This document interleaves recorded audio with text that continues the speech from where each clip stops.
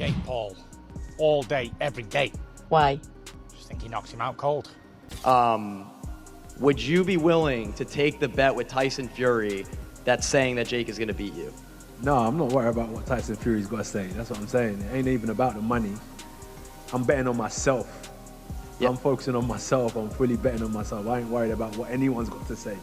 So when I'm bouncing around the ring, jabbing, weaving, and doing all of these things, I know I can pick them apart and score points and make this a very, very big contest. Reports say Tyson Fury surprised everyone when he abruptly crashed the press conference for Anthony Joshua and Jake Paul, instantly changing the atmosphere. With the media capturing every moment, Fury issued a strong message to Joshua, arguing that Jake Paul is far more of a threat than most people realize. He insisted that Paul has the power, focus, and confidence needed to pull off a huge upset. Fury even claimed he'd put £1 million on Paul to defeat Joshua, a declaration that left fans and analysts stunned. Talk about possibly Joshua using Jake Paul as a tune-up to fight you. What are your thoughts on that? I don't know about tune-up. I think Jake Paul knocks him out. Seriously? Yeah. Why so? What impresses you about Jake Paul? I just think Jake Paul would knock AJ out. I think AJ's a spent force, and I think Jake Paul's on the rise. And I like his new heavyweight look. Bit chubby, bit bulky. I like how Jake Paul calls out the full spectrum from featherweight. Anthony Joshua fired back after hearing about Tyson Fury's hefty £1 million bet on Jake Paul knocking him out. Joshua made it clear that he's not bothered by side bets or outside chatter, stressing that his attention is strictly on his own preparation and performance. He brushed off the wager as meaningless, saying he'd rather rely on his own abilities than get involved in hype or gambling. Joshua emphasized that his goal is simple: step into the ring, do his job, collect his paycheck, and move forward without entertaining anyone else's predictions or betting theatrics. Would you be willing to take the bet with Tyson Fury that's saying that Jake is going to beat you? No, I'm not worried about what Tyson Fury's got to say. That's what I'm saying. It ain't even about the money. I'm betting on myself. Yep. I'm focusing on myself. I'm fully betting on myself. I ain't worried about what anyone's got to say. He did say he's going to put £1 million on it. Would you be willing to take that bet with Tyson Fury? Respectfully, I'm not worried about what Tyson Fury's got to say, or I'm not here for any of that betting and nonsense. I'm here to fight, and that's all it is. Once I get the job done, I'm gonna collect my check, cash it, and I'm gonna focus on the next one. My bet is on me doing the number. When asked whether he'd take Tyson Fury's bet claiming Jake Paul would beat him, Joshua dismissed the idea outright. He said he's not concerned with Fury's comments and that the wager means nothing to him. Joshua emphasized that he backs himself, stays focused on his own preparation, and doesn't pay attention to outside noise. Even when reminded that Fury supposedly put £1 million on the line, Joshua declined to engage, saying he's not interested in betting talk or any of the drama surrounding it. He explained that he's there to fight, plain and simple. Once he handles business in the ring, he'll take his check, move on to the next challenge, and keep betting on the only thing he trusts, his own performance. I tell you what, Anthony Joshua definitely doesn't struggle, and that's against guys who are of a similar stature to him. When he won his first world title against Charles Martin, he was a taller heavyweight, not taller than AJ necessarily, but a heavyweight of taller stature, and he got that one with a very simple knockout. It was one of the easiest fights of Anthony Joshua's career. He had a war against Vladimir Klitschko, but again, he was highly competitive and eventually managed to get Klitschko out of there. In the Kubrat Pulev fight, while it was a mixed performance, he did end up producing one of his best knockouts. Similarly against Robert Helenius, whilst AJ probably didn't put in one of his best performances again, it ended in another dramatic knockout. He was punch perfect against Otto Wallen, in my opinion, and he had that absolutely devastating knockout win against Francis Ngannou, who, of course, an absolutely enormous man with a fantastic chin, or so it seemed until Anthony Joshua got his hands on him. Even earlier on in his career against the likes of White, Brazil, and Molina, these were all taller heavyweights who AJ dealt with consummate ease. Of course, most recently he had that loss against Daniel Dubois, but we can't say that Daniel Dubois is a... Jake portrays himself as a fearless competitor, ready to face anyone put in front of him. Still, behind the tough talk, he clearly understands the massive size gap between him and Joshua. He even jokes about needing to look up just to meet Joshua's gaze. Despite that, he tries to maintain the same bold attitude he brings to every big moment, hoping his confidence alone can convince people he's capable of standing toe-to-toe with a former world champion who has beaten elite opponents. He presents this matchup as a message to young fighters, saying that taking on someone this dangerous is proof of real ambition and bravery, a way to show that challenging yourself matters just as much as the outcome. You, Anthony Joshua, how we doing? Dude, never been better. This is what I dreamed of. This is what I manifested into reality. I'm here to shock the world, inspire the next generation. We're in the Heat arena. I'm a big Heat fan. Miami's on fire. This is my first pro fight, was in Miami against Gibb. I'm bringing that same energy here. First round KO. And the Schmo interviewed you there when you fought Gibb. It was on Fight TV. We've been with you along the way. Not very many times you're looking up at a face-off. So what did you make of looking up for one of the very first times at a face-off right here? Just looking up at Daddy there and just seeing, you know, how big he is, and just my eyes were kind of going into his nipples and stuff, which I kind of liked. And then basically I was just like, whoa, he's big in that. And then, yeah, I can't believe how tall he is.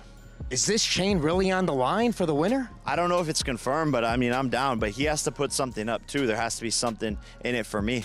You say this is the biggest upset that's going to be in boxing history, right up there with 42-1 with Buster Douglas. Yep. What is the headline going to be when you knock this guy out and he's laying on the canvas? Matchroom CEO Frank Smith has stirred new debate over the upcoming Anthony Joshua versus Jake Paul matchup, suggesting the event leans more toward entertainment than genuine competition. According to Smith, the fight is being shaped as a high-profile spectacle designed to captivate audiences, rather than a true display of boxing skill. He implied that the promotion is built around shock value, raising questions about how authentic or competitive the bout will ultimately be. Smith also touched on the long-anticipated Joshua Fury showdown, calling it the biggest fight still waiting to happen. He expressed cautious optimism that the massive clash could finally come together by 2026. However, he reminded fans that boxing is often filled with big promises that don't materialize, noting that negotiations, contracts, and promotional hurdles can derail even the most exciting matchup. Sorry, just to silence all the doubters here. You know, a lot of people saying this can't be real. You know, Anthony Joshua going in there, it must be an exhibition, or Anthony Joshua's it's going to be choreographed and Anthony's going to carry him through a couple of rounds. I know Anthony Joshua. Just to silence all those doubters, he's going to go in there to do a job, right? It's 100% real. It's 100% real. People asking why is it 8 rounds, not 10? Because I don't think it goes past the first round. So it's, you know, regardless, it's quite irrelevant. I think he steps across the ring and knocks him out. You know, but we're in for a bit of fun and everyone's going to be tuning in. It might not be fun for Jake Paul. I mean, it's serious entertainment, is it? Yeah, 100%. You know, look, I agree with you. I accept Jake Paul is absolutely mental for doing this, and I don't think he quite realises. I think he's got people around him who actually are saying, you know, Anthony Joshua's chinny. He said it in interviews. It's quite wild, but you know, if that's the world he wants to live in, he'll find out on December 19th. And Frank, to finish with, the plan is still sometime in 2026, AJ against Tyson Fury, and Turki Al-Sheikh's working on that, is he? That's the fight we want to make. That's the fight we want to see. Look, we're all guilty of doing a lot of talking over the years and that not happening. So I don't want to talk too much, but that is definitely what we want to see in 2026. Joe Rogan has described the matchup as extremely risky, calling it one of the most outrageous fight ideas he's heard in years. He stresses that Anthony Joshua's size, punching power, and elite experience make him a genuinely frightening opponent for Jake Paul. As a former world champion with Olympic credentials and a history of devastating knockouts, Joshua, in Rogan's view, brings a level of danger that can't be toned down by any contractual conditions or special rules. Rogan also pointed to Joshua's knockout of Francis Ngannou as a clear example of how destructive he can be. He believes that fight should serve as a stark warning for Paul, proving exactly what Joshua is capable of when he lands clean. According to Rogan, stepping into the ring with Joshua isn't simply a bold challenge, it's a move that could go very wrong. Big Paul Anthony Joshua. Boy. Well, realistically, it's one of the craziest propositions of all time.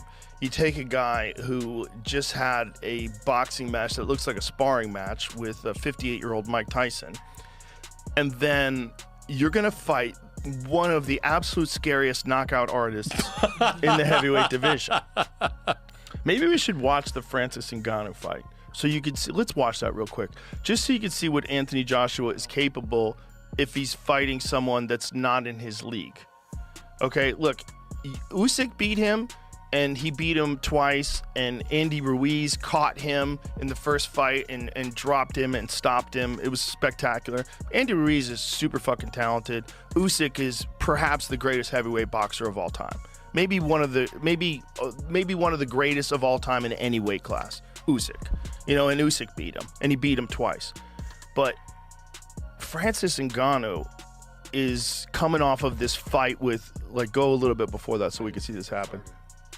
Watch this. Highlights, we can't watch the whole fight. So he drops him with a right hand early, and this is like 2 minutes into the first round, and Francis gets up, he survives, and then Joshua, check out this combination he hits him with. I mean, dude, the speed that he hits him with this, he's so dangerous, man. It's like you're dealing with a guy who's an Olympic gold medalist, and he's enormous, and he's got vicious knockout power, and he's got immense amount of experience at world-class levels. Just think about what we said earlier. Fought Usyk twice, fought Andy Ruiz. Brendan Schaub and Brian Callen have expressed major concerns about Jake Paul's mentality heading into his fight with Anthony Joshua. They believe Paul's relaxed confidence and loud call-outs might actually show that he doesn't fully grasp the level of danger Joshua represents. In their view, Paul could be walking into this matchup without truly understanding the gap in experience and the massive leap in competition, a combination they think could lead to serious consequences. Although some fans admire Paul's willingness to take on such a challenge, Schaub and Callen argue that this particular fight requires a deep level of respect, discipline, and a realistic understanding of the risks involved, traits they feel Paul may not be giving enough weight to. Even so, a number of analysts have floated the idea that Paul might still have a legitimate chance of scoring a knockout against Joshua. Sparring, getting hit, that you just know. You're talking about Olympic gold medalist. I don't think people understand how good Anthony Joshua is. They see him against Usyk, or they see him against, Ruiz, and they're like, oh, he lost. And they think somehow that because he's nice, that he's not an absolute killer. I don't think everyone knows that, B. A lot of people are like, You're hanging out with the wrong people then. I mean, 6'6", 245. Let me just say this. It's a different ecosystem. Look, Jake's a thick kid. 227 is a lot. It's heavy. He's big. He's athletic. But this is different. You're not Usyk. You ain't Usyk. Jesus. You're talking about a very different athlete. Do you want me to go now? Please. With all your rambling here? Please. Dude, first of all, before I go in on the cojones on Jake Paul, you have got to. That's what I said. Whatever the fuck your criticism of the guy is, whatever.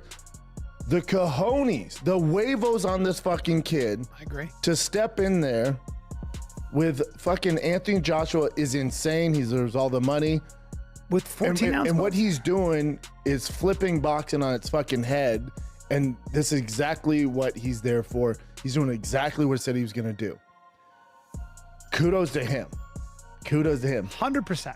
Now, what bothers me is when you and other people go, I mean, Jake's 6'1", 227. I mean, it's insane. The other guy's 6'6". Jake could be 6'10". I know. 300 pounds of shredded. What you guys are missing the mark on is Anthony Joshua is a gold medal winner in the Olympics. It's high-level professional. High-level. No, hold on. World champion. So I don't like it when we're talking like, dude, you know, he's so much bigger. It's not a physical thing, it's a skill thing.